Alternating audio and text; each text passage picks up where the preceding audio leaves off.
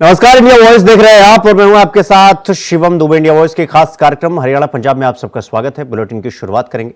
हरियाणा के कार्यवाहक मुख्यमंत्री नायब सिंह सैनी आज अपने विधानसभा क्षेत्र का दौरा किया। उन्होंने पिपली अनाज मंडी का निरीक्षण करने के बाद सीएम सैनी ने अधिकारियों को धान की खरीद को लेकर सख्त निर्देश दिए और कहा कि किसानों को किसी प्रकार की परेशानी नहीं आनी चाहिए। मुख्यमंत्री ने पत्रकारों से बातचीत करते हुए कहा कि उन्हें शिकायत मिल रही थी कि किसानों की फसल एमएसपी से कम दाम पर खरीदी जा रही है, जिसको लेकर आज अधिकारियों को सख्त निर्देश दिए गए कि इस प्रकार की कोई भी शिकायत दोबारा नहीं आनी चाहिए। इसी के साथ जिन व्यापारियों ने धान को कम रेट पर खरीदा है उनके खिलाफ कार्रवाई की जाएगी। सैनी ने कांग्रेस पर तंज कसते हुए कहा कि हरियाणा की जनता ने कांग्रेस की जलेबी बना दी है।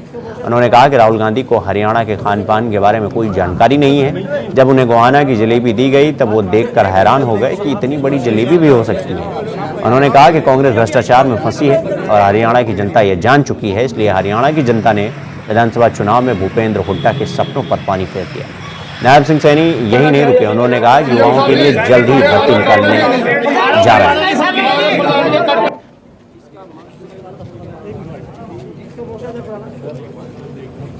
देखियो, किसानों की फसल क्योंकि मंडी में आ रही है धान की फसल, और उसको लेकर के आज हरियाणा प्रदेश के अंदर हमारे सभी नवनियुक्त विधायक सभी मंडियों के अंदर हैं।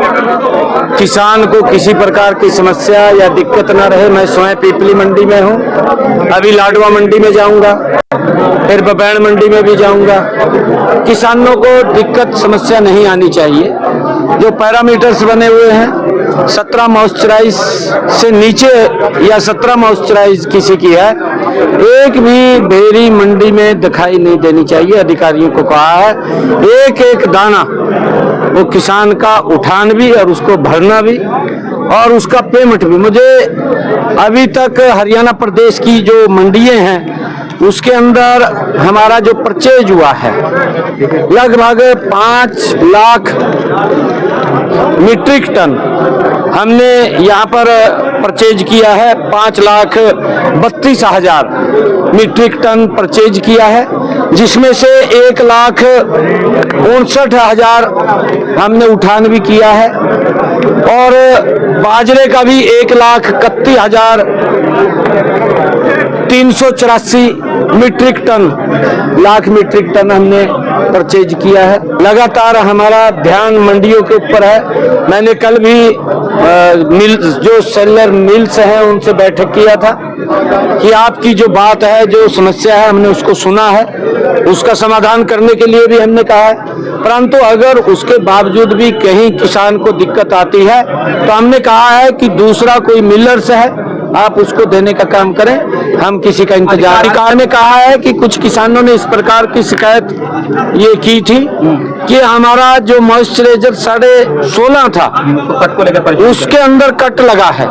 किस अधिकारी ने लगा है या कोई और व्यक्ति है, किसी ने भी अगर वो कट किसान का लगाया उसके खिलाफ कार्रवाई के लिए मैंने कहा है कि तुरंत उसके खिलाफ कार्रवाई की जाए। आइंदा इस प्रकार की शिकायत किसान को न समस्या न परेशानी आनी चाहिए। नहीं, देखिए, हम किसानों के हित के अंदर किसान को कोई दिक्कत परेशानी ना आए। हम इलेक्शन चल रहा था, इलेक्शन के अंदर बिजी थे और मौसम भी लगातार खराब था, परंतु जब हमारे किसान की कोई डेयरी उसके अंदर मॉइस्चराइज कम है, हमने सभी व्यवस्था की है। एमएसपी के ऊपर खरीदने की हमने बात कही है। एमएसपी से 1 पैसा भी कम अगर कोई किसान शिकायत करता है तो हम उस अधिकारी की जिम्मेवारी है। नहीं, देखिए, क्योंकि कांग्रेस परिवारवाद के अंदर फंसी हुई पार्टी है और भ्रष्टाचार की दलदल में फंसी हुई पार्टी है। योगी साहब ने तो ये कहा था कि सबसे पहले हमारी सरकार बन रही है, उसका बयान भी दिखाना चाहिए था। वो बोलता था कि पहले मैं अपना घर भरूंगा, तो लोगों ने उसकी मंशा को समझ करके उसको बाहर कर दिया कि ये तो अपने घर भरने की बात कर रहा है। तो इस प्रकार की जो इनकी मंशा है, जो सोच है कांग्रेस की, वो लोगों के अनुमत नहीं। मैं बोल रहा था बार, देखिए, जलेबी तो हरियाणा के लोगों ने कांग्रेस की बना दी है और हमने पहले भी इस बात को लेकर के कहा है कि हमारे कल्चर है, हमारा जो अलग अलग खान पान का है,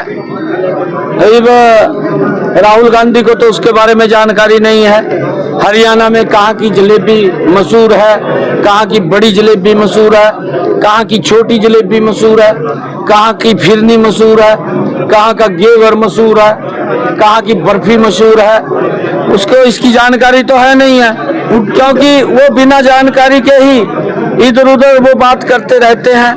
अब वो गोहाना की जलेबी किसी ने गाड़ी में उनको डब्बा दिया, कितनी बड़ी जलेबी भी होती है, वो उससे हैरान हुए। हमने कहा था कि कांग्रेस भ्रष्टाचार की दलदल में फंसी हुई पार्टी है और कांग्रेस के ऊपर कोई विश्वास नहीं कर रहा है, क्योंकि ये झूठ बोल करके इन्होंने 2-3 राज्यों के अंदर सत्ता हथियाने का काम किया था, चाहे वो हिमाचल प्रदेश है या कर्नाटक है, तेलंगाना है, परंतु धीरे धीरे करके नकाब झूठ का इनका उतरता चला गया। अब विश्वास कोई नहीं कर रहा है। अब जहां चुनाव होते हैं, आदरणीय मोदी जी के नेतृत्व में भारतीय जनता पार्टी की सरकार बन रही है बड़े मैंडेट के साथ। तो ये हरियाणा में हार के बाद दिल्ली में हुई कांग्रेस की समीक्षा बैठक में राहुल गांधी काफी नाराज नजर आए और उन्होंने कहा कि नेताओं का इंटरेस्ट पार्टी से ऊपर रहा, जिसे लेकर हरियाणा के पूर्व गृह मंत्री अनिल विज ने तंज कसते हुए कहा कि राहुल गांधी का इंटरेस्ट केवल जलेबी में था। उनका कांग्रेस के चुनाव में कोई इंटरेस्ट ही नहीं था, वो तो जलेबी का महिमा मंडन करके चले गए और लोगों ने कांग्रेस की जलेबी बना दी। अब कांग्रेस को अपना चुनाव निशान भी बदल लेना चाहिए, अब पंजे को हटाकर जलेबी रख लेना चाहिए।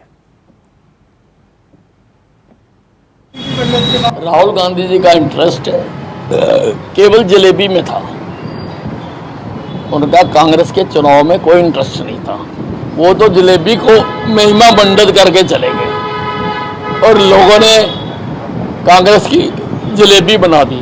अब कांग्रेस को अपना चुनाव निशान भी बदल लेना चाहिए, अब पंजे को हटा के जलेबी रख लेना चाहिए। वो इनकी पोल तो पहले ही खुली हुई थी, अभी तो हम इतने कॉन्फिडेंस से पहले दिन से कहते रहे कि भारतीय जनता पार्टी जीतेगी। हमें इनकी असलियत पता है सबकी। फैक्ट तो जनता ने निकाल दिए सारे, अब डिफेक्ट निकाल रही है जनता। जनता से बड़ी भी कोई अदालत है, जनता की अदालत के फैसले को सर माथे रखना चाहिए। तो खबरों में आगे बढ़ेंगे। बीजेपी के पूर्व प्रदेश उपाध्यक्ष रघुमल भट्ट ने हरियाणा में बीजेपी की जीत को लेकर कहा कि सभी टीवी चैनल ने हरियाणा में कांग्रेस सरकार बनने के एग्जिट पोल दिखाए थे, जबकि मेरे रुझान के मुताबिक परिणाम एकदम उलट हुए।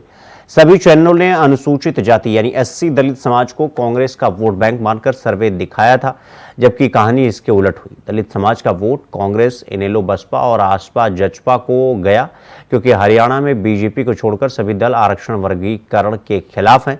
बीजेपी को डीएससी समाज का वोट मिला है, जिसके लिए हमारे डीएससी समाज के नेताओं ने अभियान चलाकर बीजेपी को मजबूत किया।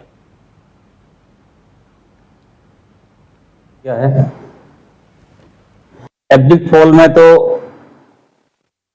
बिल्कुल एक तरफा माहौल दिखाया गया है, लेकिन एग्जिट पोल को नकारते हुए, क्योंकि हम तो पिछले चुनाव अभियान से ही शुरू हो गए थे कि इस बार हर हालत में किसी भी कीमत पर भाजपा को दोबारा सत्ता में लेके आना है, क्योंकि भाजपा ने जो नॉन चमार शेड्यूल्ड कास्ट हैं, हरियाणा में 2 कैटेगरी हैं, एससी और डीएससी।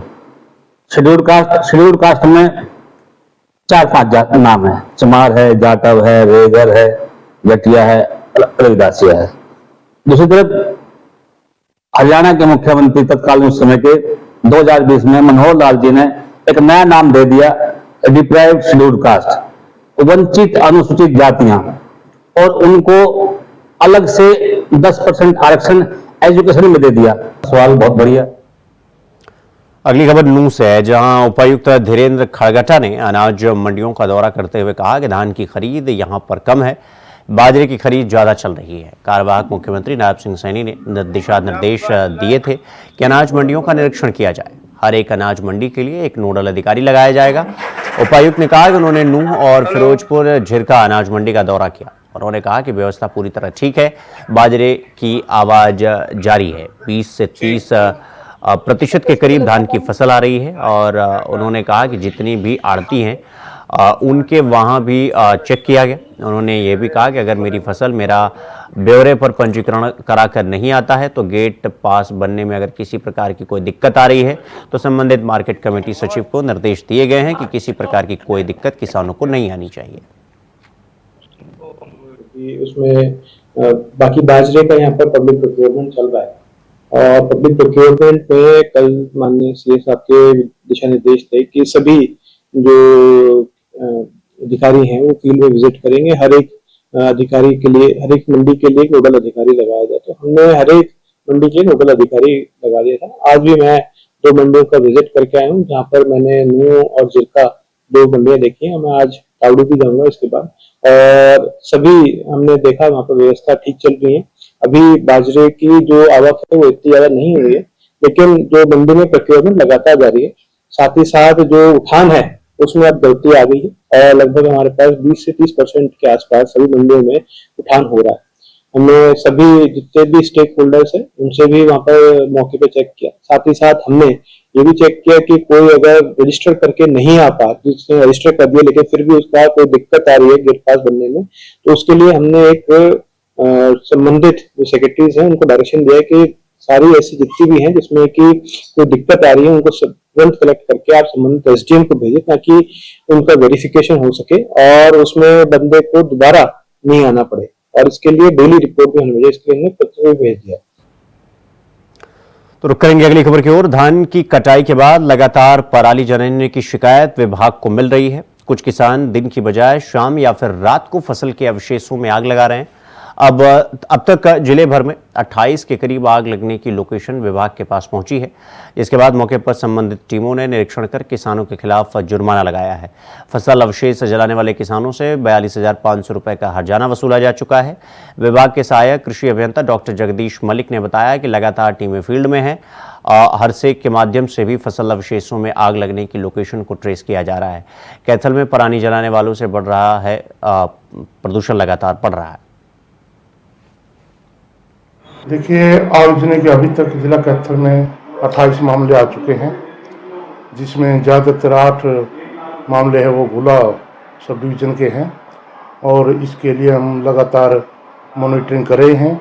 विलेज लेवल कमेटी पे भी हमने टीम बनाई है, ब्लॉक लेवल पे भी और डिस्ट्रिक्ट लेवल पे भी, और ये टीमें लगातार मतलब फील्ड में जाकर ये आयोजन की घटनाओं को कंट्रोल कर रहे हैं। और हमारा प्रयास है कि अब की बार जिला कैथल में आयोजन की कम से कम घटनाएँ हों।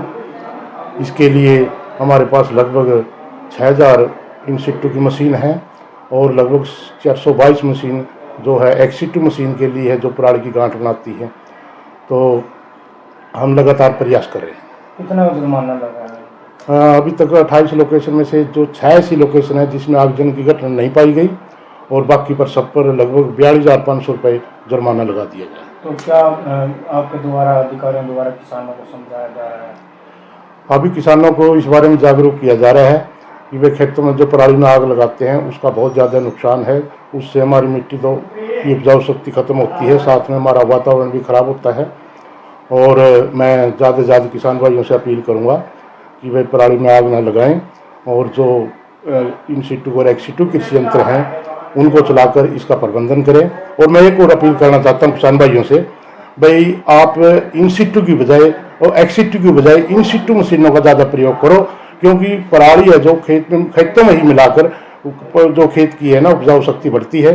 और खेत की स्वास्थ्य को ध्यान में रखते हुए आप इन सिटू मशीनों का ज़्यादा से ज़्यादा प्रयोग करें। रुक करेंगे अगली खबर की ओर। इंद्री की अनाज मंडी में कई दिनों से धान की खरीद और धान उठान को लेकर किसानों और आढ़तियों को काफी परेशानियों का सामना करना पड़ रहा था, जिसको लेकर मंडी में पूरी तरह से जाम की स्थिति बन गई। यहां तक कि सड़कों पर किसानों के धान अभी तक पड़ा हुआ है। नवनिर्वाचित विधायक रामकुमार कश्यप ने अधिकारियों के साथ मंडी का दौरा कर जायजा लिया और मौके पर धान की खरीद का कार्य शुरू करवाया। मौके पर सभी अधिकारियों को दिशा निर्देश दिए कि मंडी में धान खरीद और उठान कार्यों में किसी भी तरह की किसानों और आढ़तियों को परेशानी नहीं आनी चाहिए। मंडी का दौरा किया वास्तव में जो कह रहे थे बहुत ज्यादा पीढ़ी धान आया हुआ है, क्योंकि आजकल ऐसा है क्योंकि सारा मशीनों से कटता है, तो मशीनों का जब मशीनी का योग है तो सारा धान जो है एकदम आ जाता है, 7-8 दिन में सारा धान मंडी में आ जाएगा। तो ये है यहाँ पर देखा गया लिफ्टिंग की प्रॉब्लम है ना, एक लिफ्टिंग की प्रॉब्लम है, एक थोड़ा परचेज की प्रॉब्लम आ रही है, क्योंकि काफी धान जो है मशीन से करके आता है, उसकी मॉइस्चर जो 17 से ज्यादा होता है, तो उसको खरीदने में बड़ी प्रॉब्लम आ रही है। तो सारा जायजा लिया है हमने, राइस मिल को बुला लिया है, गवर्नमेंट की तरफ से राइस मिल के साथ बैठक हो गई है, तो आज से प्रॉपरली तरीके से ये परचेज शुरू हो जाएगी। जहाँ तक अभी मैंने अधिकारियों से बात करी, 2 दिन परचेज बंद करेंगे, जो ऑलरेडी मंडी में आ गया है उसके लिए होकर के जगह बनाएंगे, 2 दिन के बाद परचेज शुरू करेंगे, ताकि आने वाले समय में बहुत ज्यादा भीड़ भाड़ धान का ज्यादा और वो ना हो। खबरों में आगे बढ़ेंगे। भीषण गर्मी के बाद अब सर्दी ने दस्तक देना शुरू कर दिया है। मौसम में बदलाव के चलते स्वास्थ्य विभाग भी सतर्क हो गया है। वैसे तो मौसम बदलने से 2 महीने पहले ही स्वास्थ्य विभाग ने अपनी तैयारियां शुरू कर दी हैं। अंबाला कैंट के अस्पताल की बात कर ली जाए तो अस्पताल में डेंगू और मलेरिया के मरीज आ रहे हैं। हालांकि मेडिकल ऑफिसर की माने तो बदलते मौसम से बीमारियों से बचने के लिए लोगों को कुछ खास बातें ध्यान रखनी चाहिए। मैं डॉक्टर चित्रा शर्मा, नोडल अधिकारी all national health programme Ambala cantt civil hospital से। ऐसा है कि अब पहले बारिश काफ़ी हुई है, अभी पानी अभी भी इकट्ठा है, डेंगू और मलेरिया के केसेस तो आ रहे हैं। तो सबसे पहले मेरी लोगों से यही अपील है कि वो डेंगू और मलेरिया से बच के रहें। डेंगू का मच्छर जो है डस्क एंड डाउन यानी कि सुबह और शाम को होता है। तो आप लोग जब भी घर से बाहर निकले या बच्चे खेलने के लिए निकले तो पूरी बाजू के कपड़े पहने। घर के अंदर भी मॉस्किटो रेपेलेंट का इस्तेमाल करें। और अगर किसी को डेंगू हो जाता है तो उसका इलाज तो चल रहा है चाहे घर पे भी, उसको फिर भी मच्छरदानी में रखें ताकि मच्छर जो है वो इन्फेक्टेड ब्लड लेके उसको आप फैमिली के अंदर और ना फैला सकें। तो ये एक मोटी बात है जो शायद सबको नहीं पता है कि डेंगू के जो पेशेंट है उसका भी बहुत ध्यान रखना होता है कि उसको दोबारा से मच्छर ना काटे। और अगर किसी को डेंगू हो जाता है तो घबराने की कोई ज़रूरत नहीं है। उसके खान पान का पूरा ध्यान रखें और आराम करवाएं। जो भी मरीज दवाई ले रहा है उसको समय समय पर लेते रहें और उसके ब्लड टेस्ट करवाते रहें एज एडवाइज बाय डॉक्टर।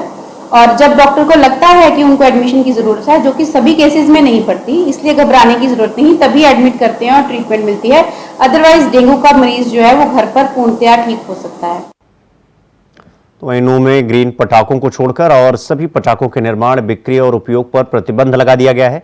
त्योहार के दिन रात 8 से 10 बजे तक ही पटाखे फोड़ सकेंगे। कलेक्टर धीरेन्द्र खड़गटा ने इस संबंध में आदेश जारी करते हुए कहा कि आदेश 22 अक्टूबर से 31 जनवरी 2025 तक लागू रहेगा। जिलाधीश धीरेन्द्र खड़गटा ने आदेश जारी करते हुए कहा कि आने वाले सर्दियों के दिनों में विशेष रूप से अक्टूबर से जनवरी के महीने में वायु प्रदूषण में वृद्धि की संभावना अधिक रहती है, जिससे गंभीर स्वास्थ्य समस्या भी उत्पन्न होती है। और एनजीटी के निर्देश को ध्यान में रखते हुए ग्रीन क्रैकर्स का ही यहाँ पर अलाउ किया गया और वो भी 2 घंटे के लिए वहाँ पर चलाने के लिए गया। इसके साथ साथ किसी भी अन्य तरह की जो क्रैकर्स हैं वो उस पर बैन लगा गया है, उसके स्टोरेज पे, उसके ट्रांसपोर्टेशन पे, उसके उत्पादन पे भी बैन है। तो मैं आप सबके माध्यम से यही कहना चाहूंगा कि कोई भी अगर इस चीज में संलिप्त होता है तो उसके अंतर्गत कार्रवाई हम करेंगे। और मेरा आप सब लोगों से अनुरोध भी है कि वायु प्रदूषण को ध्यान में रखते हुए आप ग्रीन क्रैकर्स का ही उपयोग करें। तो रेवाड़ी और बावल की मंडियों में बाजरे की सरकारी खरीद एमएसपी पर 2625 रुपए प्रति क्विंटल शुरू हो चुकी है, जो 15 नवंबर तक चलेगी। मंडी में बाजरा बेचने आने वाले किसानों को बैठने के लिए किसान भवन, खाने के लिए किसान कैंटीन और ठंडे पानी के लिए वाटर कूलर जैसे तमाम व्यवस्थाएं की गई हैं ताकि अन्नदाता को किसी प्रकार की परेशानी ना हो। और शायद यही कारण है कि इस बार अभी तक मंडियों में एमएसपी पर कुल बाजरे की सरकारी खरीद 2,57,000 क्विंटल हो चुकी है।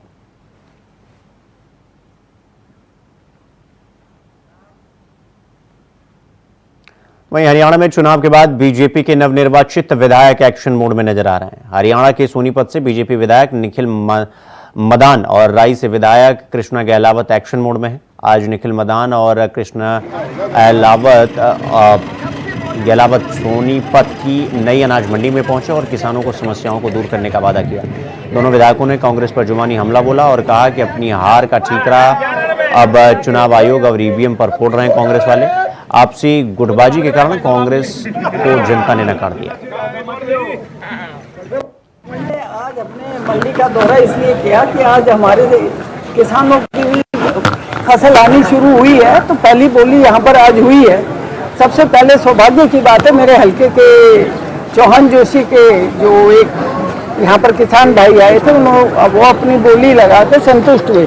सुबह ही उनका आज जीरी यहाँ पर आई थी और बोली हो चुकी है उनकी, और वो अपनी बोली अपनी फसल बेच के बहुत संतुष्ट है। विपक्ष आरोप लगा रहा है कि एमएसपी पर फसलें हैं वो नहीं खरीदी जा रही हैं, आप एक्शन मोड में है वो नजर आ रहे हो। मुख्यमंत्री भी कह रहे थे कि विधायक हैं जितने भी वो अपने एरियाज में निकले, मंडियों में निकले, उसको लेकर किस तरह की? ऐसे देखिए, विरोधियों का काम जो है वो किसी चीज को सुधार करना नहीं होता, उसको बिगाड़ने का काम करते हैं। बाकी आज से हमारा मुख्यमंत्री जी, नायब सैनी जी के विशेष आदेश है, हमारे अफसर से लगाकर विधायक तक हर किसानों की समस्या को देख रहे हैं, और मुझे यहाँ सोनीपत की मंडी में कोई ऐसी समस्या नजर नहीं आई। तो महेंद्रगढ़ बार एसोसिएशन के अधिवक्ता अंकित यादव को जान से मारने की धमकी देने के आरोपी की गिरफ्तारी नहीं होने से नाराज अधिवक्ताओं ने शहर के थाने में नारेबाजी की और धरने पर बैठ गए। धमकी देने का आरोप हिस्ट्री शीटर सतीश उर्फ फर्जी पर लगाया गया है, जिसके खिलाफ पुलिस ने मामला तो दर्ज कर लिया, लेकिन 6 दिन बाद भी गिरफ्तारी नहीं होने से अधिवक्ताओं का गुस्सा फूट पड़ा। 5 अक्टूबर को अधिवक्ता अंकित यादव को फोन पर जान से मारने की धमकी मिली थी। धमकी के पीछे रंजिश का कारण एक पूर्व मामला बताया जा रहा है, जिसमें आरोपी के खिलाफ अधिवक्ता पैरवी कर रहे हैं। 5 अक्टूबर को अधिवक्ता अंकित यादव को फोन पर जान से मारने की धमकी मिली थी। धमकी के पीछे रंजिश का कारण और एक पुराना मामला बताया जा रहा है। जिसको धमकी मिली थी सतीश और फर्जी जो हिस्ट्री शीटर है सदर खंडा, उससे धमकी मिली थी, जिस पे हमने मुकदमा दर्ज रजिस्टर किया। और अभी ये बोल रहे हैं तो उसको गिरफ्तार करो। इस संबंध में एसपी साहब की तरफ से 3 टीम गठित की जा चुकी है, 2 टीम सीआईए की है, 3 थाने की, जो हम जल्द ही उसको पूरे प्रयासरत है, जल्द ही उसको गिरफ्तार करेंगे।